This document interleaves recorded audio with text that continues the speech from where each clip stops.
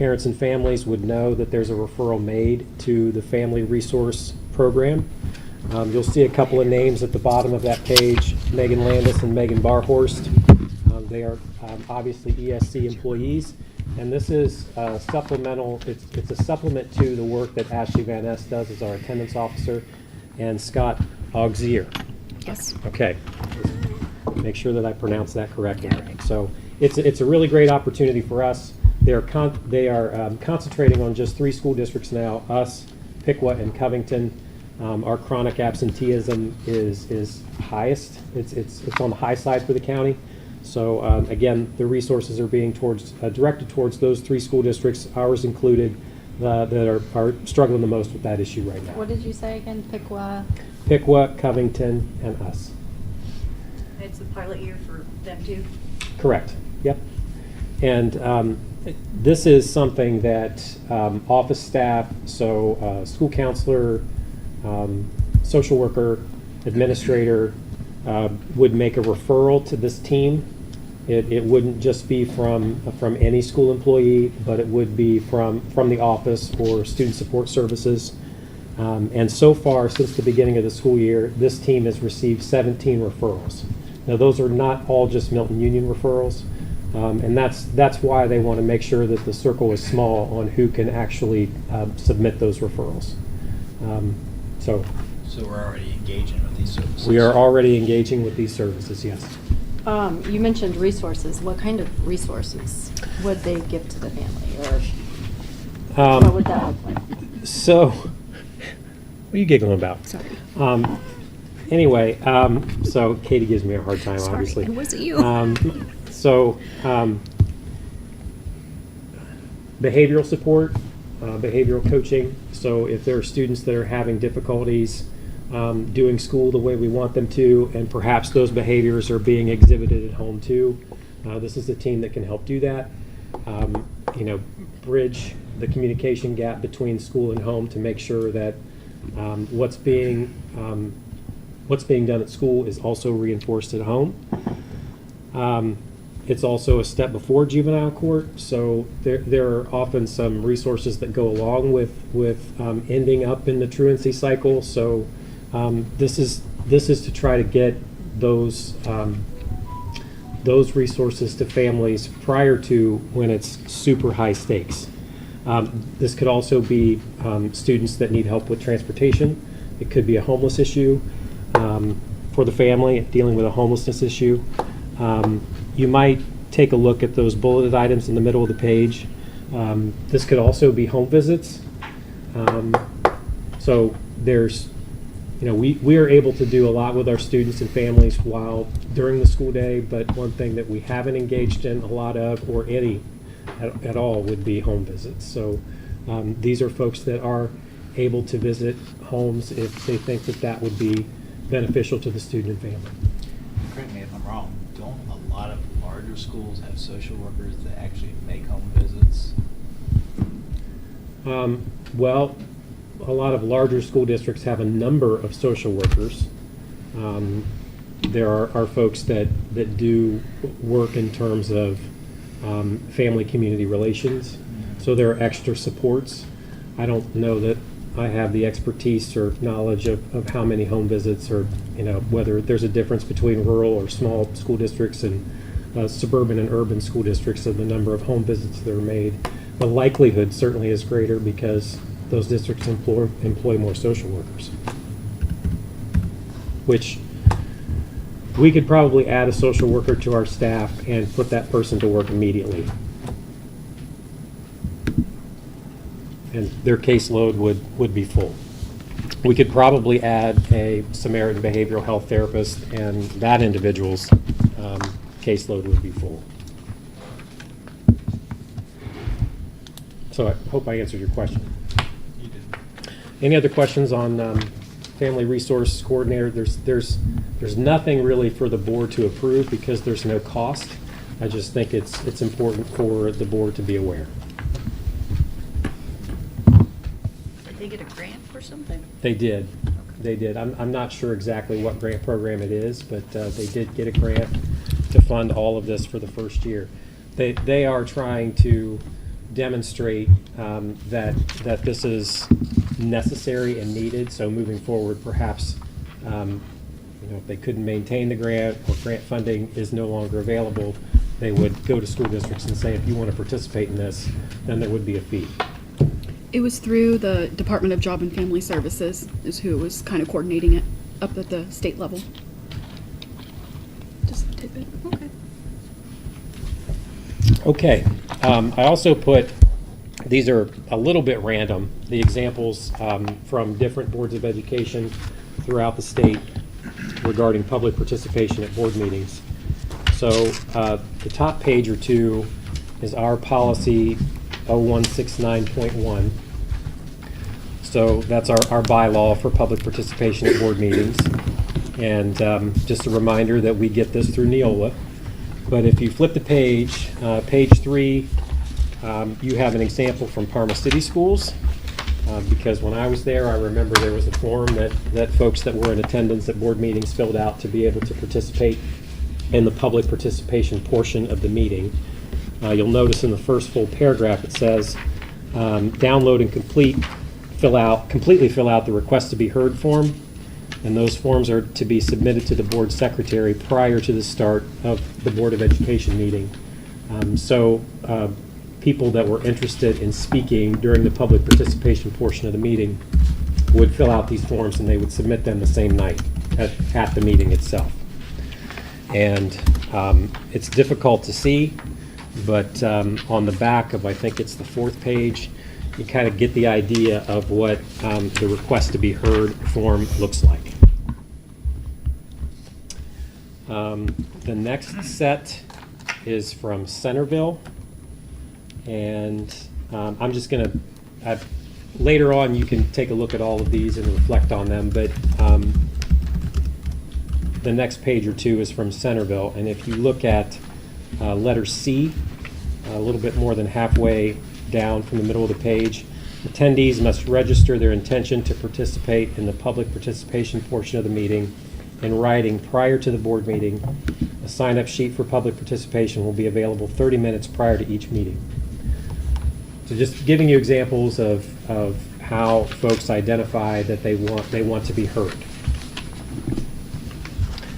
The next page that looks like it's an eye test is from Dublin City Schools. Just food for thought for the board. Dublin has 2 board meetings a month. One is a work session, and you can see that it's open engagement and conversation. So that meeting in the month is more it's more of a question and answer format between the board and the people in attendance. And then the second meeting in the month is a business meeting. And they also have a Google Doc that, similar to Parma City Schools, they have a Google Doc for public participation. And they, throughout all of these, there is, some boards of education allow 3 minutes for a community member to speak, some are 5. Some put a 30-minute time limit on the total amount of time that would be available for public participation. And so getting back to Dublin, on the next page, you'll see number 3 on their public participation form. It says, any person wishing to participate shall register at least 12 hours in advance.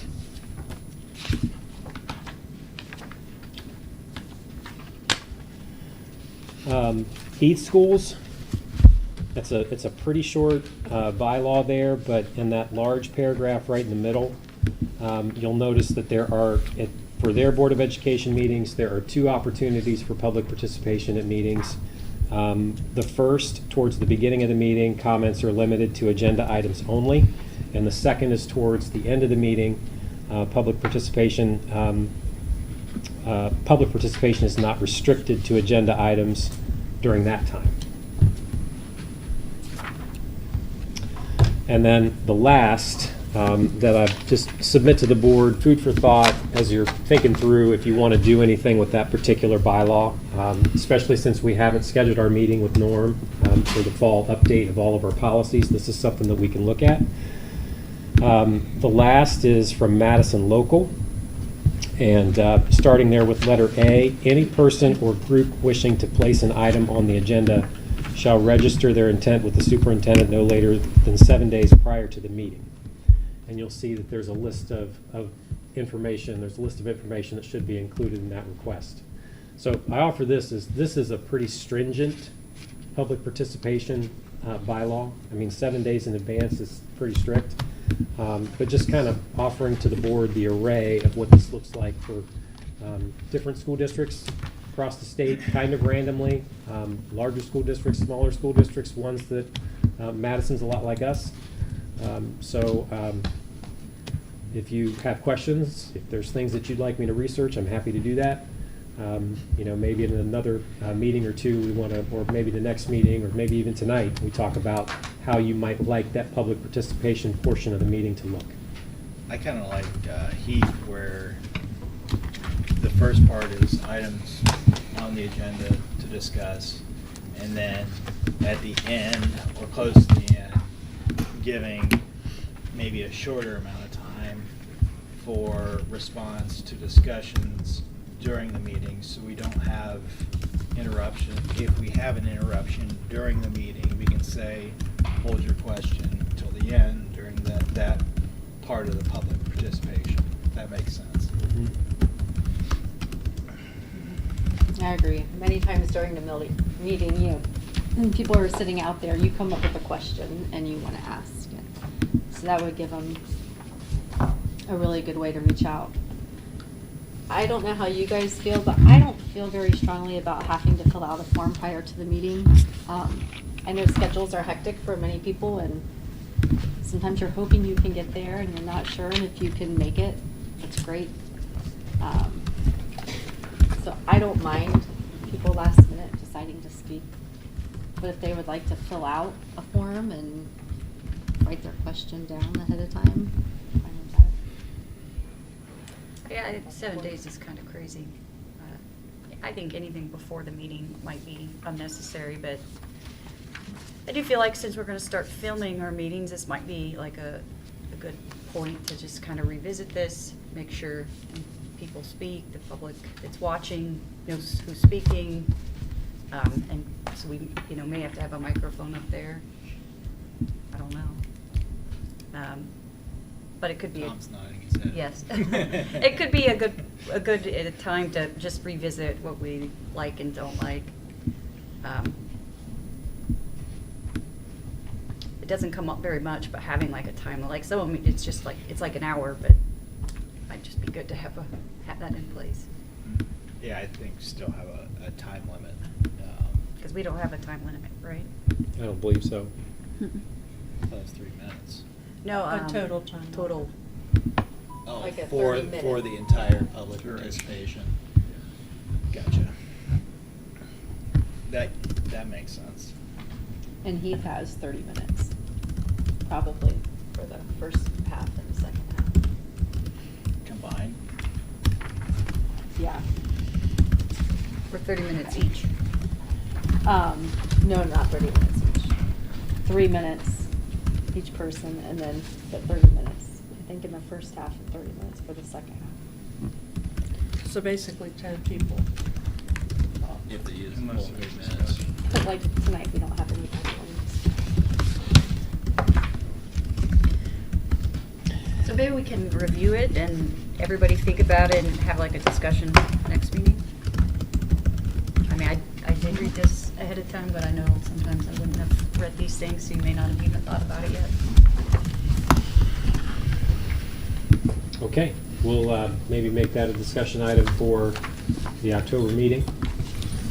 And so unless the board has any questions for me, I'm going to swing this to Katie Hartley so she can talk about the local report card release for Milton-Union. So I'm going to do kind of a very broad overview. I want to talk about all of the components, but also just as a reminder, and I'll point this out with each component. Some of these components are a reflection of just the 23-24 school year. while some of them are a combination of multiple school years, and some are even represent school years that are 2 years in the past. So our overall rating was 3.5 stars. That is 0.5 less than we were at this time last year. I don't know if you remember this, a couple months ago we talked about preliminary results, and we were anticipating that we were going to be a little bit lower than last year at this time. So the components achievement, that is just a representation of the 23-24 school year. And essentially that one is calculated based on the percentage of our students who perform in each of the categories or score ranges on state tests. So, the percentage of kids that are proficient earn a point, percentage of students who are score accomplished earn us 1.1, and so on. And so that's how that achievement component is calculated. And you'll see that for the district, we were 3 stars out of 5 this year on that. The progress component, can you scroll up just a little bit? The progress component, that essentially also looks at state test scores. However, that is a component that is a 3-year average. So you're looking at 24, 23, and 22 averaged. And that essentially measures, are our students performing near or at about the same performance level as they did the year before? So in other words, are students maintaining their achievement level? And you'll see that on that component, we are 3 stars out of 5 this year as well. Gap closing, that is a 1-year measurement, so that does represent the 23-24 school year. That measurement alone has well over 24 different components that make that up. Some of those include things like chronic absenteeism, things like gifted performance, so performance of our gifted students, performance of subgroups like students with disabilities. So lots and lots of things that go into the gap closing component. And you'll see on that one that we also on that earned a 3 stars out of 5. Our graduation component, this is one that actually doesn't represent the 23-24 school year at all. It represents 22-23 and 21-22, and that's on a 60-40, so 60% of the score is on 22-23. And you can see that we had a 96.8% graduation rate for our 4-year average and 91.3% for our 5-year average. So on that component, this year we were at a 4 stars out of 5. And the last component that gets rated is early literacy. And 2 of the 3 components here just represent the 23-24 school year. The 3rd grade reading proficiency percent is a measure of the percentage of our students who were proficient or higher on the 3rd grade reading test either last fall or in the spring. That promotion to 4th grade is the percentage of students who were 3rd graders last year who were promoted to 4th grade. It's the improving K-3 literacy component that is actually a representation of 2 different years' worth of information. And essentially that one is looking at students who are not on track in their reading. Are we able to move them to on track by the same time the next fall? And you'll see that we got a 3 stars out of 5 on that component as well. The 6th and final component, college, career, workforce, and military readiness. This is the last year that the state is not going to assign a rating for that. And you can see that we had 78.6% of our students. And essentially this one is also in arrears. So you are looking at the percentage of students, and they can qualify for being or show their readiness in a variety of ways. Some of those are, for example, being remediation free on either the ACT or SAT. They can earn an industry credential. They can earn a certain number of AP test scores. So there are lots of ways for kids to show that they are ready for either college or the military or the workforce. So next year at this time, we will have a rating for that as well. And as always, if anybody wants me to go into more detail on any of this, I'm more than happy. She would love to. Katie, did you say at the very beginning you thought that these scores would be lower? And We anticipated that actually back in May, as early as May, we started to see some of the results come in from some of the state tests. We obviously knew the graduation rates for the classes that were 2 years behind. The newest piece that we didn't know where that was going to end up is that progress piece. So our 3-year average and growing kids academically, are they maintaining their achievement levels? But no, So are you saying that because of the kids, the group of kids that were coming up? Is that why you thought the scores would be No, lower? just like seeing, so we were able in May to start seeing like what percentage of our third graders were proficient in reading, what percentage of our students in 7th grade math were proficient or accomplished or advanced. We already knew things like several of the gap closing components have to do with identification of students identified as gifted and whether or not we were providing services to them. So we already knew some of that data. So we knew that some of those, especially the achievement measures, were going to be a little bit lower than they had been the year before. So that's why we were anticipating that the overall report card would go down a little bit. I have a question real That- quick. Do we control, or does the state control when the students take the test in the fall? The state sets a state test window, and then within that, our district chooses a window. So for example, you asked about the fall. In the fall, the state gives us a 3-week testing window. So all kids in the state of Ohio have to take that 3rd grade reading test somewhere in that 3-week period. But your district has to identify 5 consecutive school days in which we administer the test. So we have to pick the 5 days. Yep. I was going through the report cards for all the Miami County schools last night, and there seems to be, the scores seems to be tied to the percentage of economically disadvantaged. Yes. Correct. And we seem to be Yes. aligned with all the schools that are Yes. percentage-wise are very similar to our Correct. percentage of economically disadvantaged. Yeah. Does the state give any credence to the fact that, there is, I don't want to say it's more difficult to educate, but there is some roadblocks there? So the answer primarily to your question is no. They don't make any allowances in most of these categories. The expectation for, in gap closing for chronic absenteeism, that's a standard that's set for every district and every school in the state of Ohio. Same with achievement. The one that doesn't necessarily calculate for any type of advantage or disadvantage is the progress score. And that simply is because each child is compared to themselves. So if you were a 5th grader last year, that means you were a 4th grader the year before. So we're going to look at how you performed on the 4th grade math test. And then when you took the 5th grade math test, did you perform around the same performance level? And we expect that kids maintain that performance level.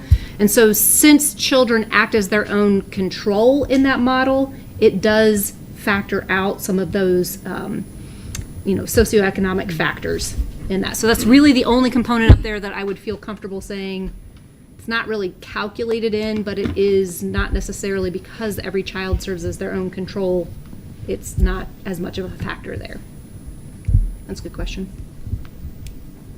But yes, you're correct. If we did a scatter plot and calculated the correlation coefficient, there is a strong correlation between socioeconomic status and achievement, and has been for decades.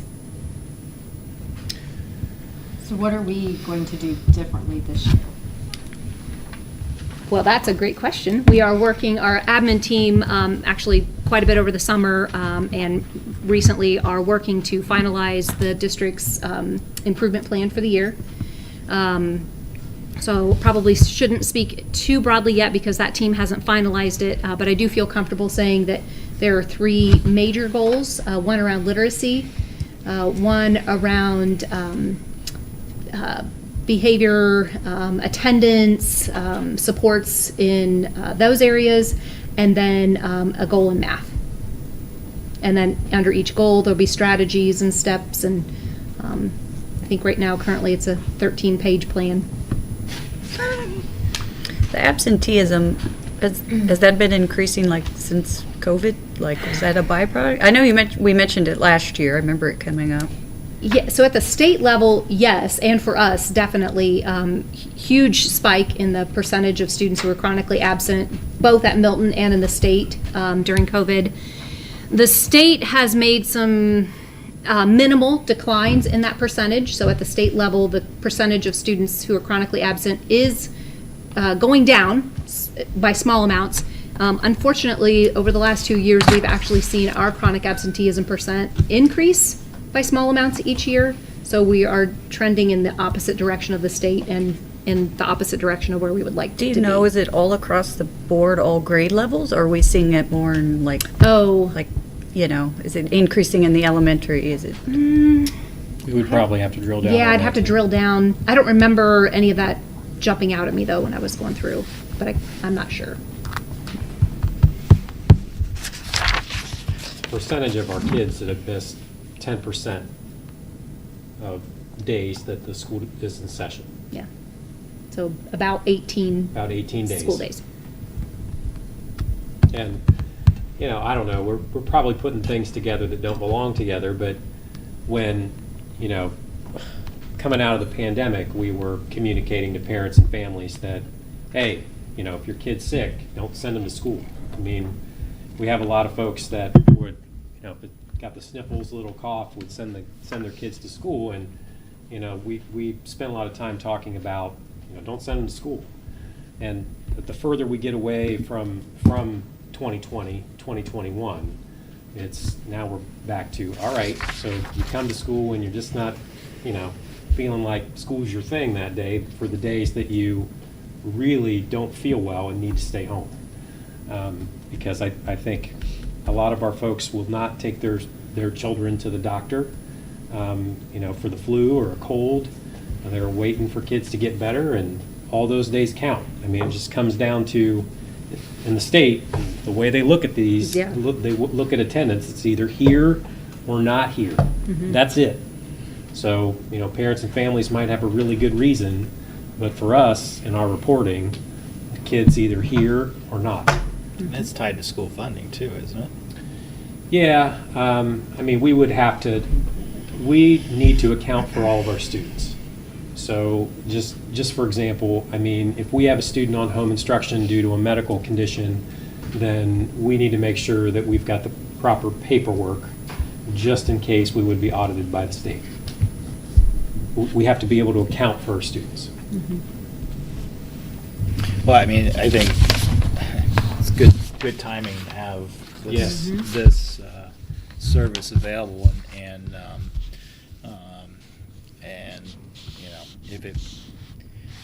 if it does not, I mean, we need to get kids in the seats. Yeah. Does make it easier to do teaching and learning. Yep. Our teachers say that a lot.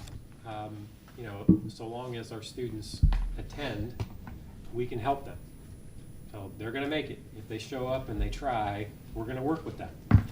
So we haven't, I mean, there are things that we can do, but when kids aren't attending, but we don't really have a formula for that. What we have a formula for is when kids are here, our folks will work really hard to make sure they're successful.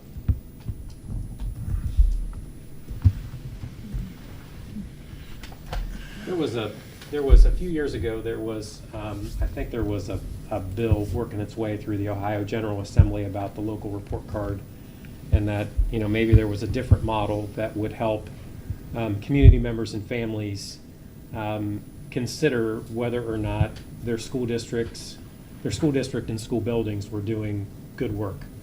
And it involved a comparison with similar districts.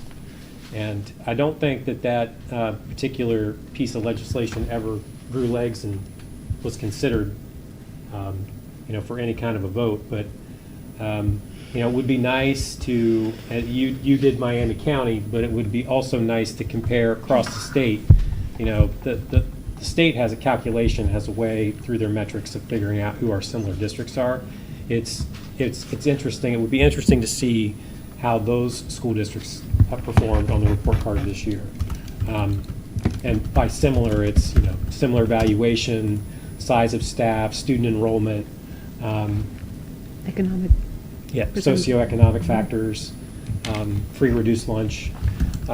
So, I mean, every once in a while you hear people say, well, why aren't we competing with Tip City, or why aren't we competing with Miami East academically? We want to be like that. And the answer to that is it's a completely different place. It's a completely different place. All you gotta do is go to look at the socioeconomic statuses of those schools, and it's drastically different. Drastically different. Yep. But I don't want to say that's why. Well, it's not, Like- but it's a contributing factor, and it's something that needs to be pointed out.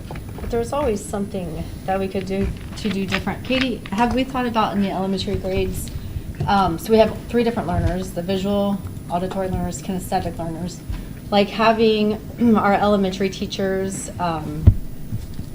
a standard that the kids are really struggling with, have the gym teacher or the art teacher gear a lesson towards that. And I would not want to overwhelm like the gym or art teacher or music teacher with that. But if we could just maybe have each grade do one standard that's really hard, and every year filter one in, and eventually we'll get them all covered. And the classroom teacher could also give an example to the art teacher, and maybe something that would work. I'm just trying to figure out different ways to cover. So I don't think we do anything that's kind of cross-curricular like that. One thing that we have done, we've been going down the road towards improving literacy K-12 for all teachers, all students in all classes. And it is the expectation, so explicit vocabulary instruction was the first component that we chose to address in terms of professional development and expectation of instruction. And that absolutely included every art teacher, every PE teacher, every health teacher, that, vocabulary instruction can and should be happening in every class, every day, that there is, a routine for teaching vocabulary. And we know through research that increased vocabularies in any area helps build stronger readers and helps with comprehension. So I don't think that we're probably doing what I think you're kind of getting at, which is maybe something along the lines of like, hey, in history we're studying ancient Egypt, and in art we're doing a project that's like a... Yeah, I mean, it could be That's something related to like that. Is that or what you were... Or just fractions. Let's just keep it basic and just say fractions. And, let's just use art for an example. And the teacher could say, hey, in December, we're going to be working on fractions. Could you maybe work on this with the kids and give them examples? So I'm not saying it has to be real detailed, but maybe kids who are struggling in math with fractions would connect while drawing or painting. Sure.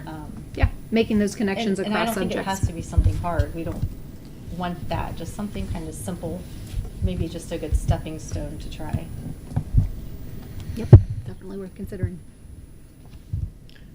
Well, I feel like we should be clear right now that, there are factors, there are variables that affect communities, and there are variables that affect students in terms of assessment performance. But, I mean, we expected to do better on the report card this year. We have done better in the past, as recently as 23-24. I mean, we were really happy with our report card results, and got a momentum award, recognition from the state. We really felt like we were on the way. So if we doubled down on some of the things that we had done in 22-23 to get those results last year at this time, we thought if we continue to do those things, we're going to continue to go in the right direction. And for whatever reason, we all just kind of scratched our heads because we felt it wasn't what we expected. So, we just because there are variables and factors that affect children and families and assessment performance doesn't mean we're not working to try to get better. I mean, we want to get better. We think we can do better than this, and we have. So,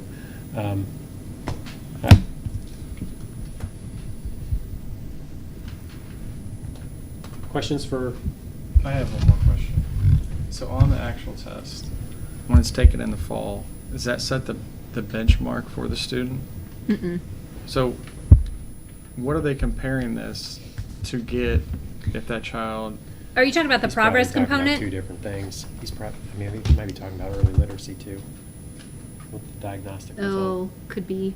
So I think, So does the fall and the test in the spring go towards the 4-star, 3-star ranking?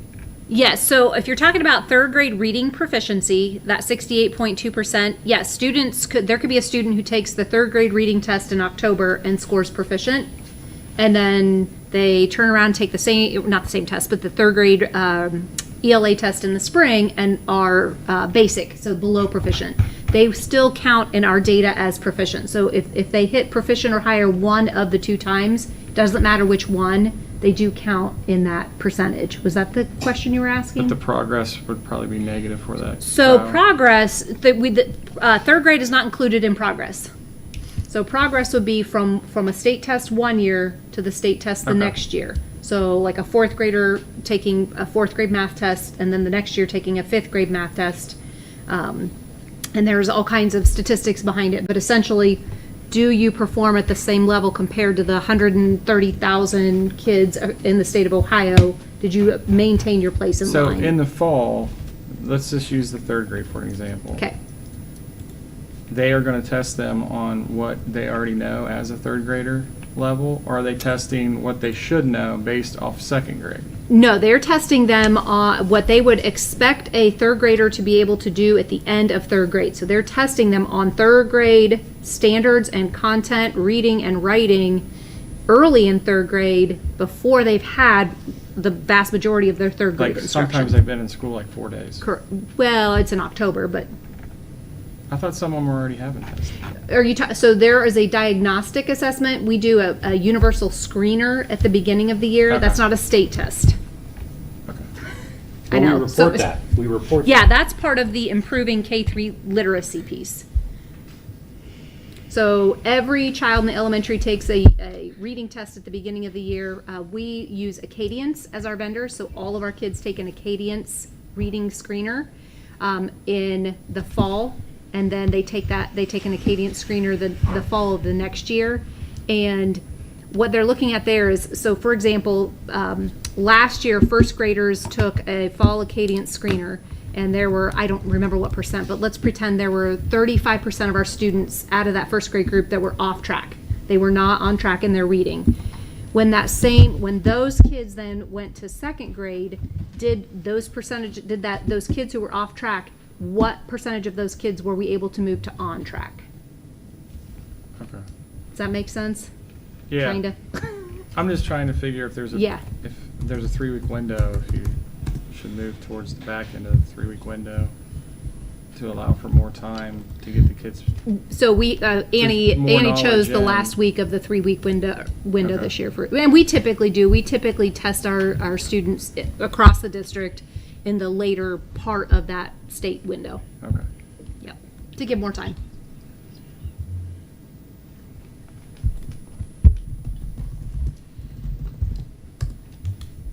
That's good with the report card. I think we're ready. Yeah. Okay. Dr. Ritchie, do you want to just say what's the plan with filming or the live streaming? Oh, well, I think, as I understand it, Tom Beck is just kind of doing a test this evening to see, what we need. It hasn't been, marketed greatly, but I think after tonight, we see, how it goes, and then probably at the October meeting, we'll do a little bit better job of marketing the link to that we're streaming the video from. I think that's kind of the long and the short of it. I think that always, from what I'm told about these things, audio is always the thing that maybe is, you cross your fingers. But I think if we get that ironed out, I think the viewer at home will have a pretty good experience. What am I leaving out, Mr. Neely? Nope, that's it. Testing 4 mics, is that enough? Quality of mics. We need more mics. And we're going through West Milton Public Access channel, YouTube channel tonight. I created a Milton-Union Schools DOE YouTube channel as a second channel on our login account. But it takes, when we hooked up to it this evening, it takes 24 hours after you hook up for the approve your live streams. So we couldn't live stream our own channel tonight, so we'll be on our own channel next month. We'll make up a poster probably, QR code on or something. Take a picture and do it on our phones, whatever, get some word out of the YouTube channel and test it like this equipment. One camera, 4 mics, is that gonna do it? And then this room versus we go I think eventually we probably have to have a plan for both. But, We have to have equipment and use that. Okay. sound good? Yep. Thank you. All right, are we good to move forward? I think so. Okay. For treasurer's report, A, approval of the Board of Education minutes for August 19th, 2024 regular meeting. Do I have a motion? So moved. Second. Mrs. Kim Parsons? Yes. Mr. Diaz? Yes. Mr. Kress? Yes. Mrs. Springball? Yes. Dr. Hinkleman? Yes. Motion passed 5-0. B, approval of the August financial report. Recommend approval of the August financial report. So move. Second.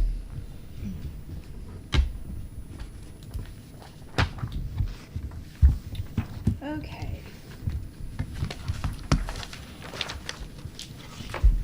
So, over the last, the last meeting and then this meeting, there are going to be some approvals for example, alternative learning, another alternative learning placement, as well as some additional transportation assistance with getting those kiddos where they need to be. Specifically, we were talking about Mason at this time. So, why am I saying that? So the last meeting you approved the bundled package for one kiddo. We do have another one that will be going down there as well. So why am I saying that? So some of these are coming in, the general fund, for example, is coming in a little bit under than what we had budgeted due to the fact, these unexpected costs, which can tend to occur. So you'll see the general fund balance we budgeted was 6.8. It was at 6.6 was the actual. The revenue was slightly lower, and I'll explain that here in a little bit. And then, of course, the expenditures were a little higher than anticipated. There's a few factors relating to that. So, going straight into the notes, we did receive a property tax payment. It was a little bit higher. The number that we used was what was conservatively what was collected last year. So last year, just under $403,000 was collected on that, and we came in about $66,000 higher. So I've already reached out to the county auditor on that to see if they can give me some trends. But of course, Chris Moore with K-12, who's helping me with the forecast, he's got his ideas as well. So I just like to kind of go, he deals with a lot of counties, so I would just kind of like to go straight to the source on that.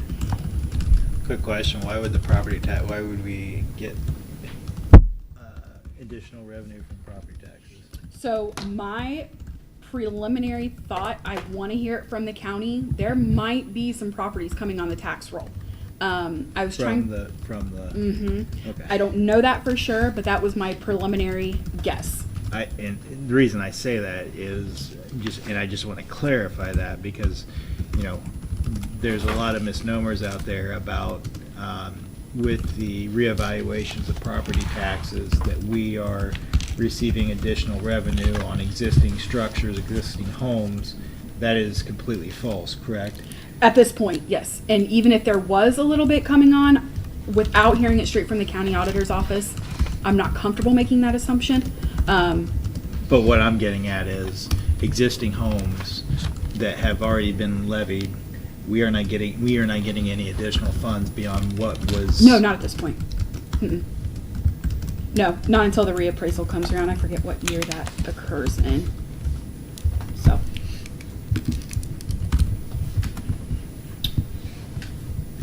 The grants, the lines 1.035 and 1.04, the funding from the state, it is leveling out a little bit. I'll admit I'm no expert with it right now, so I do rely on Chris from K-12 to help me out with that.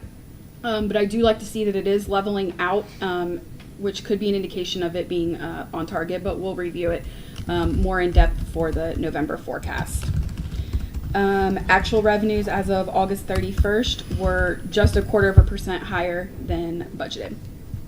Under expenditures, line 3.01, personnel services, they were 7.4% higher than budgeted, and That is because the last pay for the teachers from the 23-24 school year is still built into that. And I erroneously, when I was creating the budget from month to month, separating it out over the 12 months, I kept those lower rates. I started them in a little bit too early. So again, the September amounts will realize those cost savings.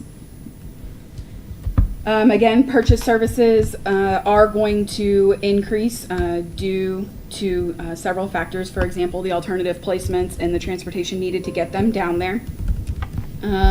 Actual expenditures for the end of August were $80,000 higher, or 2.72% higher than budgeted in the May 5-year forecast.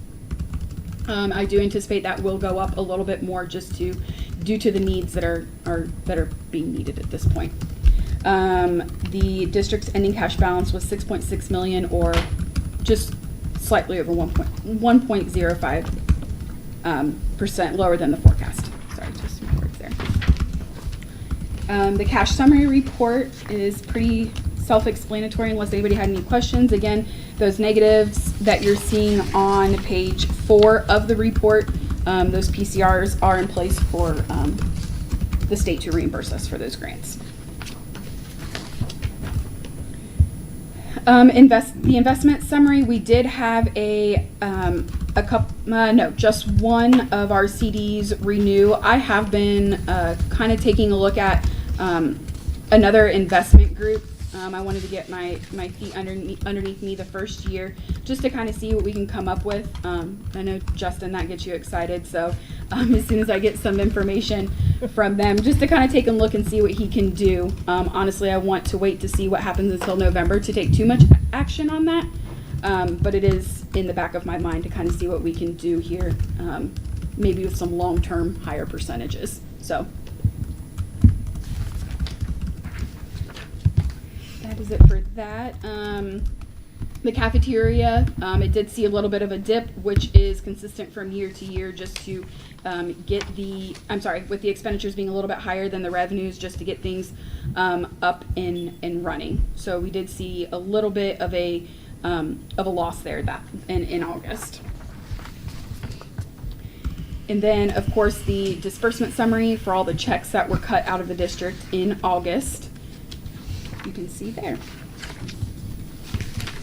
I do think that at some point we kind of need to start discussing what our plans are, barring the results in November. So I don't think we need to have the discussion right this moment, but we definitely need to kind of start seeing what we're going to do, how we're going to handle things going forward. I have been working on the 5-year forecast.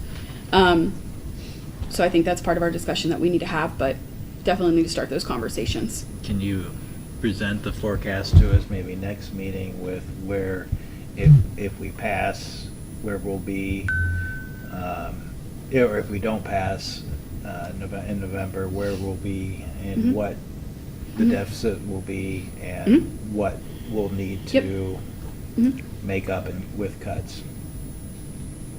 Very preliminary, but yeah, Okay. definitely can.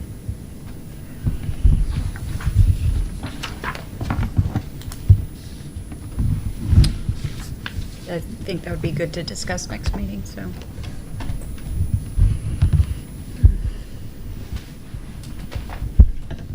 All right, questions? Roll call? Mr. Diaz, Yes. Mrs. Brumbaugh, Yes. Mr. Kress, Yes. Mrs. Kim Parsons, Yes. Dr. Hinkleman. Yes.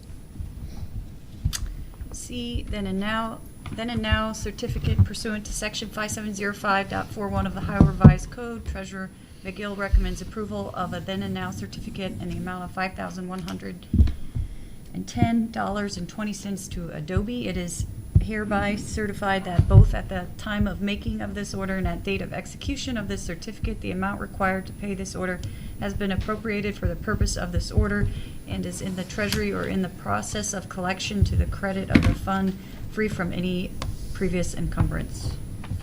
Do I have a motion? So move. Second. So basically what happened here is we had Adobe auto renew on us and we did not have the purchase order in place for it, so, but this will be fine to cover it. Mr. Diaz? Yes. Mrs. Kim Parsons? Yes. Mr. Kress? Yes. Mrs. Broomball? Yes. Dr. Hinkleman? Yes. Motion passed 5-0. 5, other special reports, A, MUEA. So I wanted to follow up with Treasurer McGill's question. She asked if the board is going to be discussing what would happen if the levy doesn't pass. And so if the board's going to discuss or get the information at the August meeting, by the time the November meeting comes around, the election will have already taken place. So is there a time in which you anticipate notifying the public as to what proposed, or I don't want to use the word proposed, I'm sorry, potential cuts might be, like was done in the spring? I think it'll be a very, what's a good word for it? I don't want to say vague, but there's a lot of variables between now and then to consider, and there's not much meat on the bone to cut. So this one, not that the last one was not carefully considered, everything was carefully considered. This one's probably going to have to take a little bit more scrutiny than the last round. Am I speaking incorrectly? No, I don't think so. I think, and I don't, certainly the board can comment as much or as little as they would like, but I think what I can gather, folks want to know what's going to happen. So levy passes, what do we get? The levy doesn't pass, what happens next? And those seem like simple questions to answer, but they're not.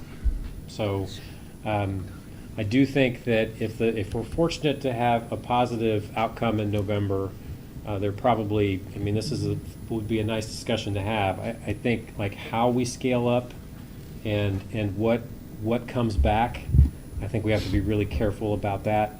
But I think there are some things that make some immediate sense, and I'm sure that there are some things that parents and families would want immediately. And I'm not sure how quickly we can do some of those things. I think how soon we can anticipate bringing new revenue in the district, I mean, that's a contributing factor. So I think to Mary's point, I think the community would want to know, when they're voting, what are we going to lose if it doesn't pass, and what do we get back if it does? It's just I've heard from various community members saying, well, I didn't realize there would be that many cuts, and I didn't realize that this was going to happen. And I said, didn't you read what was in the mailers, and didn't you? So it was this idea of, I didn't realize it was going to be that bad. So just the idea of knowledge and information and going to the polls and being a more knowledgeable voter. I appreciate you bringing that to the attention. Unfortunately, I think it's going to take a lot more work to figure this round out as far as what might, because like I said, we operate very lean. And unfortunately, when you make cuts, it hurts. And last time the election was in March, and all the changes were going to have to happen within like 2 months, because we're not gonna, if it doesn't pass, we can't really make mid-year changes.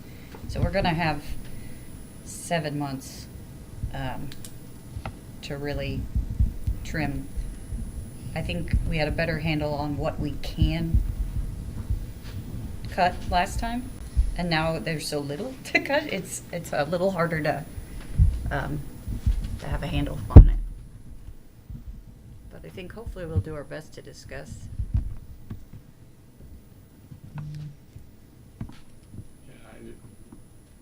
When you start cutting a budget, you start with things you can live without, right? If you've ever cut your personal budget, and as you continue to cut away, they get more impactful and more painful. So I think we're at the stage where every cut now is impactful to the kids and to the community, and it would be in everyone's best interest when if we have to go, hopefully we don't, if we have to go that route, that it's carefully weighed, not just for the dollar amount, but how much and how many it impacts. So I think, like Ben said, it's gonna take time, unfortunately, to hopefully get it right. So, I mean, I hope that we don't come to that, but there's not a whole lot, when you put them up on a whiteboard, there's not a whole lot left. You get really bare bones. So, that's just the state. So the levy in November, let's say that it does not pass, and so no changes mid-year, because that is very difficult to do. And so the changes would not happen until the following school year. So what would you say to a voter that says, oh, well, if it fails in November, no harm, no foul, they'll put it back on in the spring, and I'll pass it then, it won't make a difference. The longer we wait for additional funding, the more we go into the hole, and the more we're gonna have to ask for down the road to right the ship. So the longer we wait for additional funding, like I said, the more we go into the hole, and it's financially speaking, it's better to pass something sooner than later, because the less We we're can gonna start have. collecting. We can start collecting, and we don't have to ask for additional funds to, like I said, right the ship. That's what I thought. I think it and I takes, hear it directly from the board. the more That's it's what I- delayed, the more you delay the collection process, which then flows through to the accounts to where you can see in arrears where the general fund balance is and plan from there. So you just keep delaying the additional revenue, so then we have to get ahead of it with cuts. It just snowballs on itself. The longer it delays, the longer it collects, the longer we see it and get it through, because everything you're looking in arrears, right? I mean, this is August, we're into September. So it just keeps pushing it down the calendar. So if you think about it, if, hopefully we can get some positive results in November, the collections would start with income effective January of 2025. If we have to go into the spring of 2025, that is January of 2026 before collections can even start, and there's a phase-in of that. Like, my heart is beating right now because I can't believe we're talking about this, but that's painful for the 5-year forecast if we have to wait until the spring to pass something. And it's not full collections in January of 26. I forget what the percentage is off the top of my head, but that's not full collections. And then we have a renewal next November. Yes, a So PI renewal. I don't think there's any chance of passing new money and a renewal next November.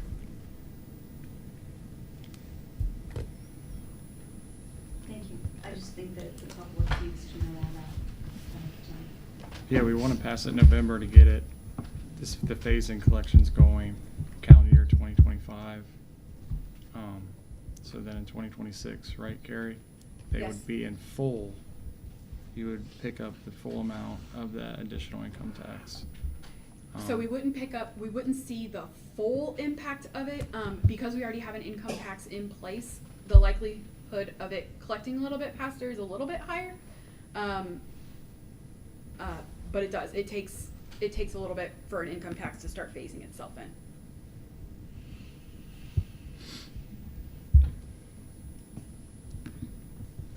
Okay. B, do we have anything from OAPSI? I have the OPSI member here. Okay. 6, agenda confirmation. A, are there any additions or deletions to the agenda? Yes, we did add an item on the consent calendar. There is an additional supplemental pay for 5 teachers who attended some PD early in August. This amount was, I already have the check in hand, reimbursed by the Montgomery County ESC. So those have been added because it's outside of the contract. Okay. B, approval of the agenda, recommend approval of the agenda. So moved. Second. Mrs. Broombaugh? Yes. Mrs. Ginn Parsons? Yes. Mr. Kress? Yes. Mr. Diaz? Yes. Dr. Hinkleman? Yes. Motion passed 5-0. 7, old business. Anything? Nope. Okay. 8, new business. A, appropriations resolution.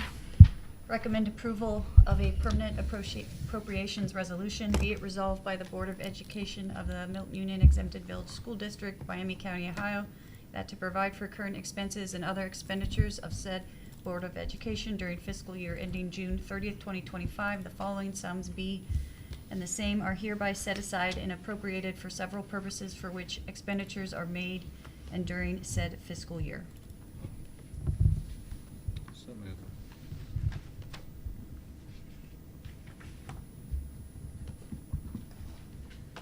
Anybody? Second. I'm sorry, who said that? Lori. Lori. Mr. Diaz? Yes. Mrs. Ginn Parsons? Yes. Mr. Kress? Yes. Mrs. Broombaugh? Yes. Dr. Hinkleman? Yes. Motion passed 5-0. B, transfers, recommend approval of the following transfers. Transfer 3,383 and 81 cents from class of 2024 to class of 2028. Transfer 3,383 and 80 cents from class of 2024 to wrestling. Do I have a motion? So moved. Second. Why does the class of 24 transfer to wrestling? That's what the president of the class requested. Hmm. So she requested half of it to go to class of 2028 and half of it go to wrestling. Okay. Mr. Kress? Yes. Mrs. Ginn Parsons? Yes. Mr. Diaz? Yes. Mrs. Broombaugh? Yes. Dr. Hinkleman? Yes. Motion passed 5-0. C, donations, recommend accepting the following donations. Hoffman Global Methodist Church for employee back-to-school luncheon, and $8,256.98 from Milton-Union Facilities Association for parking vehicles at the Bob Schul Cross Country Invitational. We have a motion? So moved. Second. So is the MUFA, is that a donation back to the school? And Mhm. then as far as is half of what they earned for parking? That's my understanding. I'm not sure if it was exactly half. I just knew Okay. that it was that amount. Do you? Does that go into the athletic fund? Goes into the general. General. Did we- It goes into athletics. If you're going to ask me if it went into cross country, I don't know that That's off the top okay. of my head. I'm just curious. It goes into athletics in general. Okay.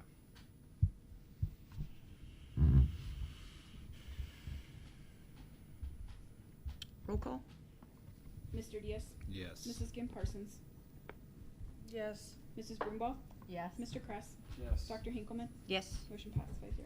D, tennis court drainage project revised, recommend revision of resolution 2024 127 for approval of tennis court drainage project to be completed by S2K Excavating LLC, not to exceed $32,550 and paid with permanent improvement funds.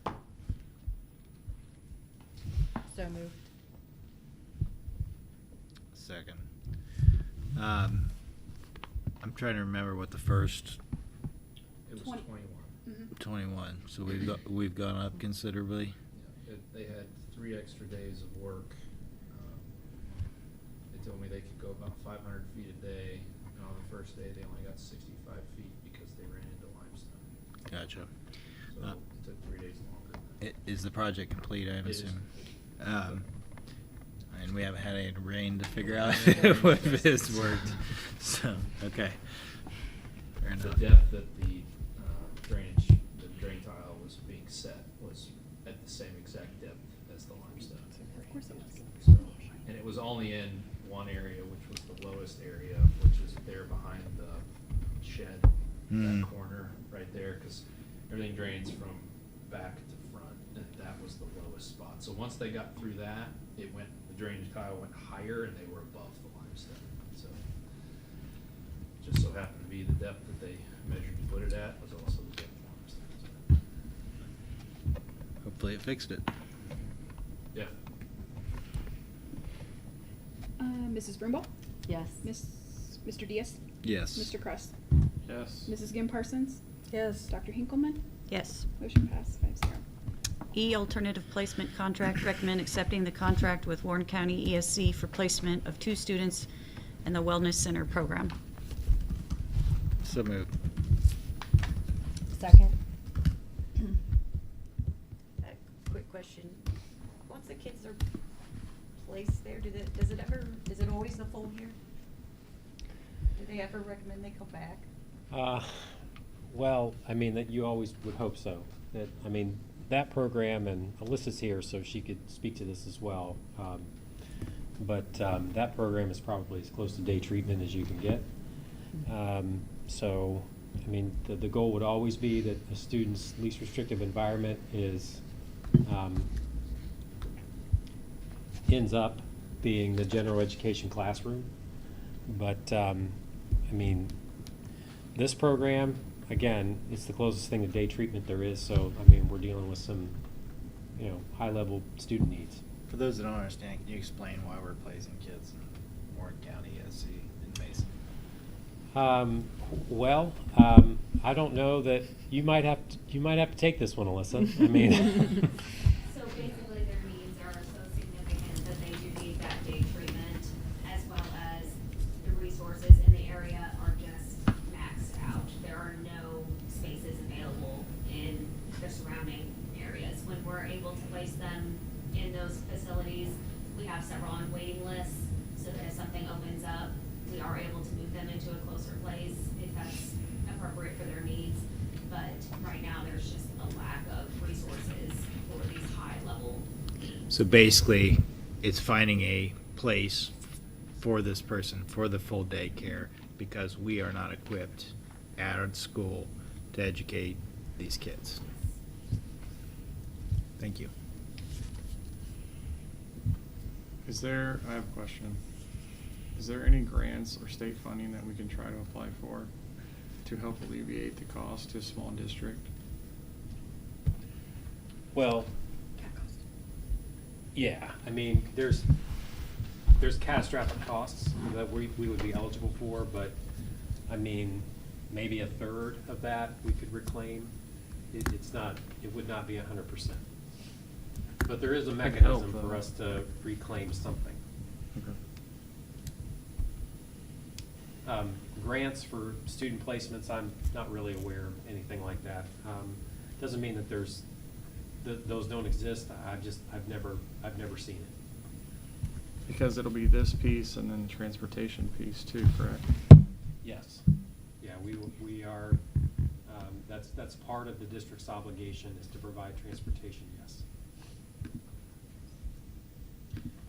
And when there's a driver shortage, and maybe not always just the driver shortage, but some of our classified staff members, they work in multiple classifications. So, to take one employee and have them take this route, this van route, it basically is, I mean, you're committing that person to the entire day when if they were here, they could do other work for us.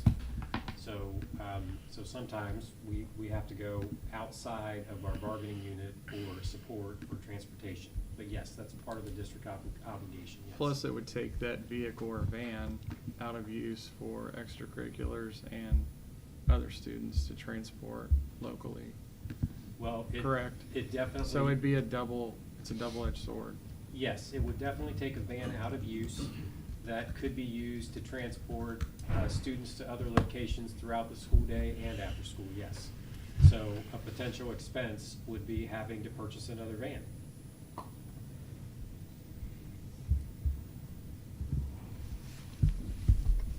Okay. Roll call? Yes. Mr. Diaz? Yes. Mrs. Greenball? Yes. Mr. Kress? Yes. Mrs. Kim Parsons? Yes. Dr. Hinkleman? Yes.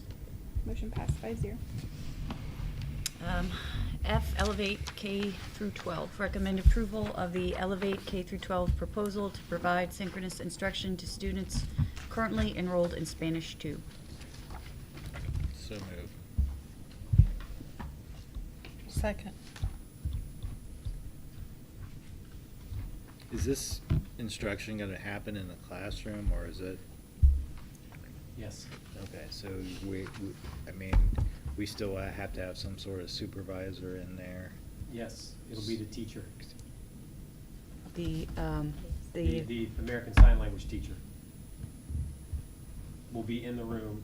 Okay. And then the Spanish teacher will be provided, there'll be another teacher that will be providing synchronous instruction that, you know, that they'll. be on the Online. Smart board, yep. Okay. How well does this work? Well, we looked at a couple of alternatives, and this is a superior product. And why we felt like it was a superior product was because there was an actual living, breathing teacher that would be providing instruction during that period.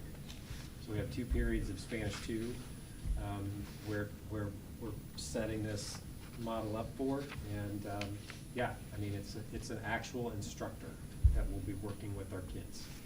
So coach in the room is the American Sign Language teacher. And this is to alleviate the fact that we can't find a teacher to fill that position. Correct, correct. Listen, I mean, if we could have found a Spanish teacher, great. But finding a Spanish teacher in June or July is hard, and finding a Spanish teacher after the school year starts is next to impossible. So we tried to find the best educator, the best candidate that we could find, and regardless of what language they were certified in. So the best candidate was licensed in American Sign Language. And that's, I mean, you can make an argument for some world languages over others. I think the American Sign Language component is a nice opportunity for our kids. In this model with Elevate K-12 plus American Sign Language, we thought through how our kids can still maintain tracks towards receiving their honors diploma. One of the requirements for the honors diploma is to have 3 consecutive credits of world language, so Spanish 1, 2, 3, or you have 2 and 2, so Spanish 1 and 2, and ASL 1 and 2, or something else. So we think in this model, this plan, that we can maintain, but for those students that were seeking an honors diploma, we feel like they can maintain that track. So we hired the best teacher we could find, thinking that the best teacher we could find was going to equal the best experience for the students. Mr. Watson's been working pretty hard to make sure that the students and families that were affected by all of this have been communicated with. So we didn't send out a mass text or call to the entire district or even the entire high school, but the students and families that were registered, enrolled in Spanish 1, 2, or 3 were contacted. And he was in the classrooms talking to all the kids too. And to clarify, next year, will we continue any Elevate, or will be Yes, we'll have to. Yep, for Spanish 3? correct. Okay. And then after that, if, Yeah, you know, barring any changes in our staff, we would continue with ASL? Yeah, 100%. I mean, so if everything works out, if it's a good experience for the kids and the staff member, of course, then we could continue with ASL. I mean, really, it's a long-term solution. Spanish 3 could be provided through Elevate. It could also be provided through CCP. Wait, why do we have to continue this next year if we could find a Spanish teacher? If there are students, if we could find a Spanish teacher, Yes. we might not. Right, we I might mean, we not, might, but if I we mean, so did. we might continue with ASL. Uh-huh. I'm not sure that the district would be in a place to offer 2 world languages. Okay. So I having think it's for the kids that have already started Spanish, right? It's the kids that have done Spanish 1. That would be the main reason to continue it? So they can get their 3 years? Correct. It would, Okay. if we needed to continue Elevate, it would be for the students currently in Spanish 2 that need Spanish 3 for the honors diploma. That you said that's also available through CCP? Correct. Correct. So if this is successful and the students are learning well, I mean, this could be a way to offer Spanish along with American Sign Language? I mean, yes, I think we would have to pick our spots. That is a budget thing. Right. You're paying extra, you're basically paying, well, not full double, but No, it's not double. This cost is probably, I was just looking at the math. It's so, I mean, it's expensive. You know, for 2 periods, I mean, it's expensive. But again, I mean, we could offer online curriculum that's self-paced through, say, Odyssey. There are others, but I mean, to me, several of us really, it just makes sense that when you're learning a language, it helps to be working with a person, rather than. Well, did the Spanish teacher that left, did she teach anything besides Spanish? Probably not, right? No. So I was just Well, there looking was at the a- World cost. There was World a- cultures. Yeah, there was a world cultures class as well, Okay. which the teacher, the incoming teacher can do, is doing.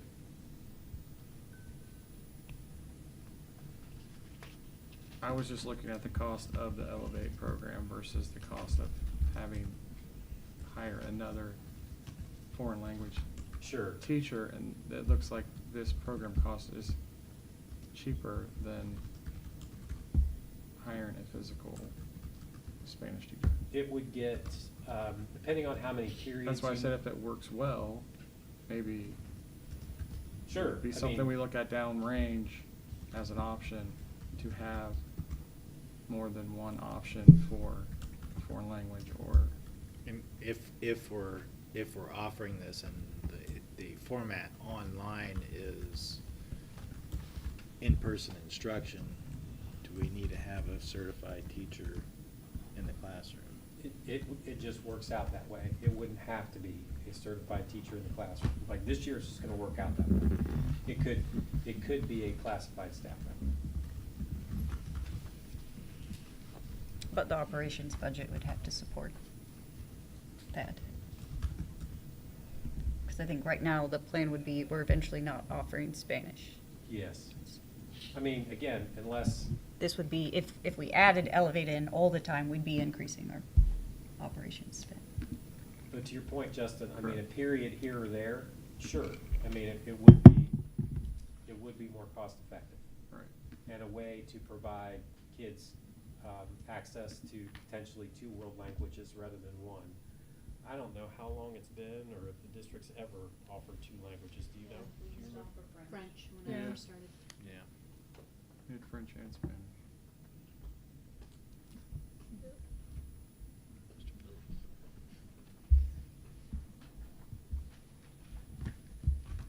You ready to vote? All right, let's go. We gotta do a roll call. Roll call. Mr. Diaz? Yes. Mrs. Kim Parsons?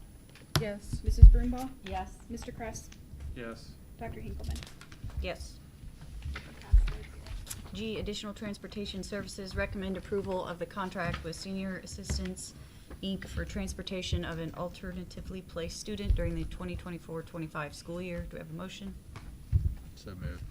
Second. And this is to transport the previously described child to Warren County ESC. Correct. Mr. Diaz? Yes. Mrs. Kim Parsons? Yes. Mr. Kress? Yes. Mrs. Broombaugh? Yes. Dr. Hinkleman? Yes. Motion passes 5-0. H, tuition recommend acceptance of the state-determined 2023-24 in-state student tuition rate for the Milton-Union exempted village schools at $5,739.64 per year. Do I have a motion? So moved. Second. And this is determined by the state. We don't have any choice. No. I didn't think They so. give me a spreadsheet and say, here. Mr. Diaz? Yes. Mrs. Brunball? Yes. Mr. Kress? Yes. Mrs. Kim Parsons? Yes. Dr. Hinkleman? Yes. Motion passed 5-0. I, administrative reassignment, recommend the reassignment of Melissa Coker from Special Education Coordinator to Director of Special Education Services effective August 1st, 2024 through July 31st, 2026, days 203, salary $83,093. So moved. So moved. Second. This is neither an increase in the number of days or an increase in salary. It's just a change, a slight change in title from special education coordinator to director of special education services. Just a change in title to an existing job description that the board's already considered, job that the board's already considered, one that has a job description, I should say. Is this would be something like within the organizational chart? Is that what you're meaning? Correct. Referring from years back? And Yeah. we're just, okay.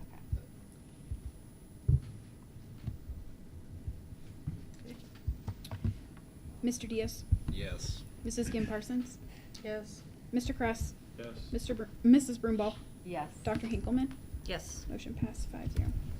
J, consent calendar, recommend approval of all matters listed under the consent calendar. Do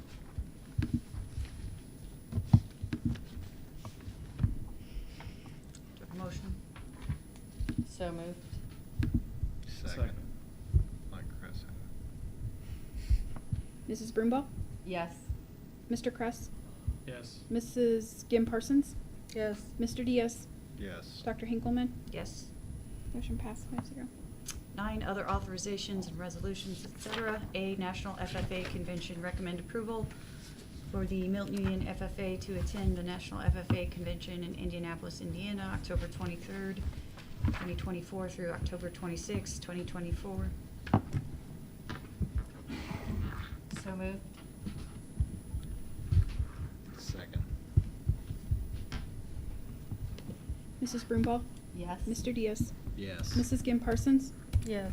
Mr. Kress? Yes. Dr. Hinkleman? Yes. B, Washington DC trip, recommend approval of the 8th grade trip to Washington DC with Classic student tours, May 13th through May 16th, 2025. So moved. Second. Mr. Diaz? Yes. Mrs. Brunball? Yes. Mr. Kress?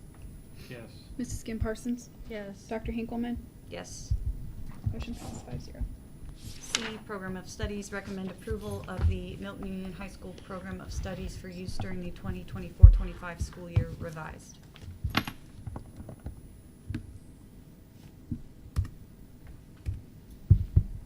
So moved. Second. The only difference here is the addition of American Sign Language.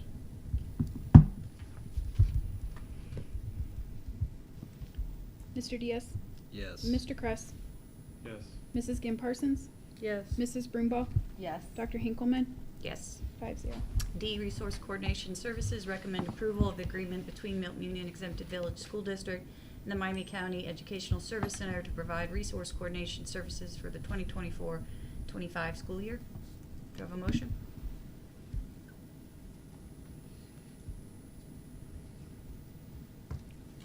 So moved. Is this what Yes. it is Mhm. right Yep. here that we were discussing? Yep. Second. I'm sorry, who went first? Lori. Lori. And again, this is at no cost to Milton-Union. Just want to note that. Mrs. Kim Parsons? Yes. Mr. Diaz? Yes. Mr. Kress? Yes. Mrs. Brunball? Yes. Dr. Hinkleman? Yes. Motion passed 5-0. Board member reports, A, legislative and student achievement. I have nothing to report. B, policy update. I have nothing to report. C, building and transportation. I'd like to open up my time for Curtis to give an update on the drop-off, pick up and drop-off. I've heard good things. Yeah, so far, I mean, it's going smooth. I think our parents are figuring it out. I too, some people in line have said it's working well, it's gotten better. I think we've got a system going that we're going to try to sustain throughout the whole year. And, so far, so good. Good. What's the average afternoon time on the elementary side now? 21, 22 minutes from the time. What was it last year? It was probably 10 to 15, I would say. The staging of the cars is what, has added a few 7 to 10 minutes extra for we're trying to get them in the order that they come in and get them out as quickly as we can. It's the continuous loop out front is what kept this, probably the speed for it. The staging over here is probably what's added the time. But, from the time Principal Blankenship starts dismissing to the last student, coming out the door, it's 21, 22 minutes. We don't have any traffic backed up on the road.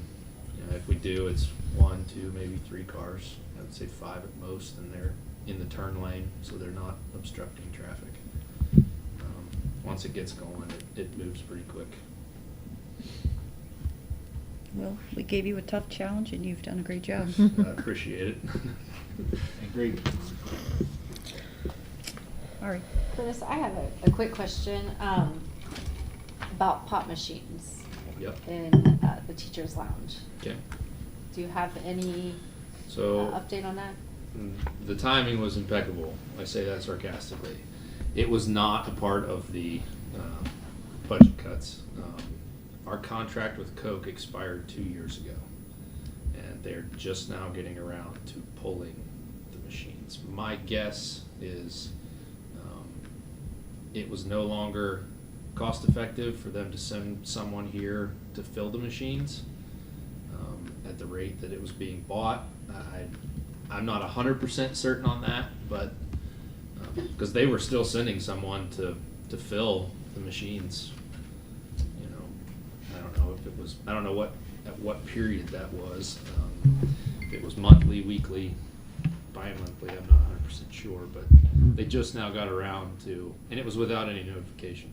The guy showed up and pulled all the pop out, and we were like, "What are you doing?" And he goes, "Oh, your contract expired 2 years ago, and we're finally taking our stuff." So. Well, are we able to look at any other vendors? We and are. maybe get a kickback We are as well? exploring that option. Yes, we're trying to. I'm just giggling about kickback.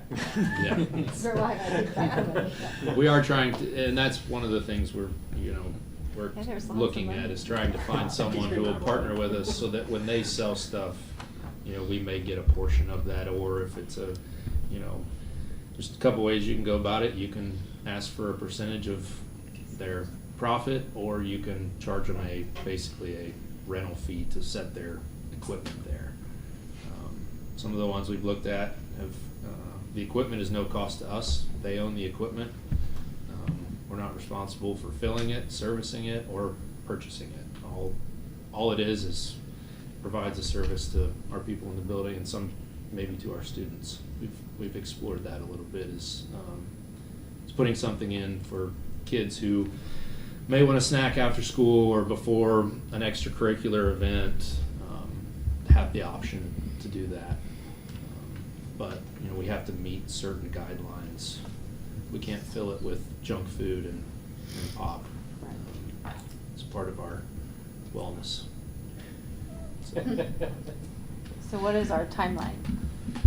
I think we're close. It's more of constructing a contract and working out whether it's going to be a percentage or whether we're negotiating if the percentage or if it's gonna be a space rental fee. Don't we have contracts for all the concessions? Yeah, but I believe that is since expired as well. Okay. Yep. So technically, our concessions could sell whatever they can mix Pepsi and Coke if they want to. They're not obligated to just offer Coke. I think maybe we've stuck with Coke because that's what we've had for a while, but yeah, there's no obligation anymore.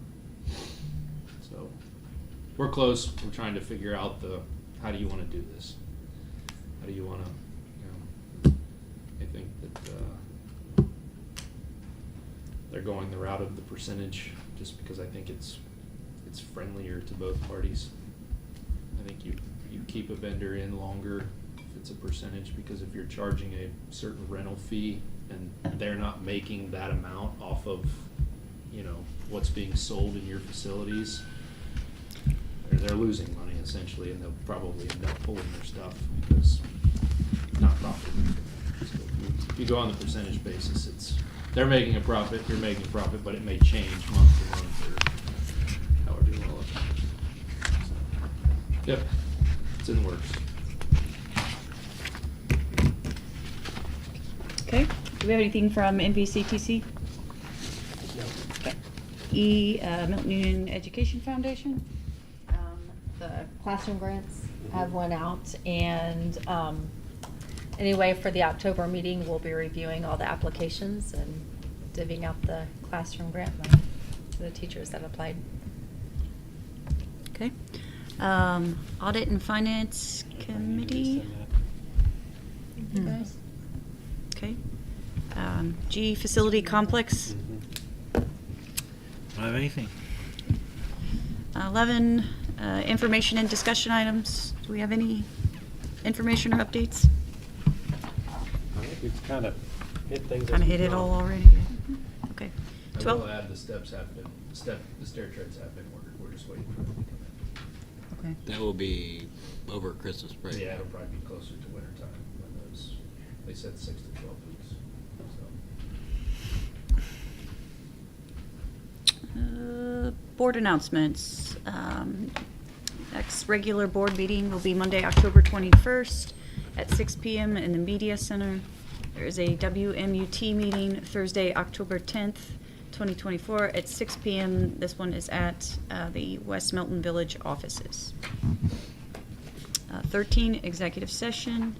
A, recommend approval to adjourn to executive session for purposes authorized under BOE Policy 0166 and ORC 121.22G1 to consider the appointment, employment, dismissal, discipline, promotion, demotion, and compensation of an employee or official, and ORC 121.22G5 for matter required to be kept confidential by federal law, rules, or state statutes.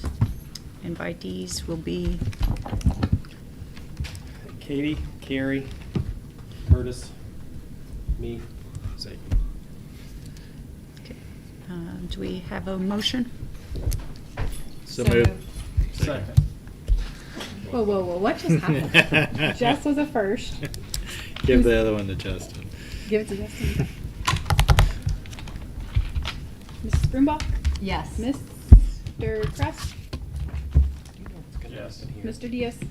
Yes. Mrs. Kim Comes Parsons? on, or they Yes. already- Dr. King Coleman? Yes.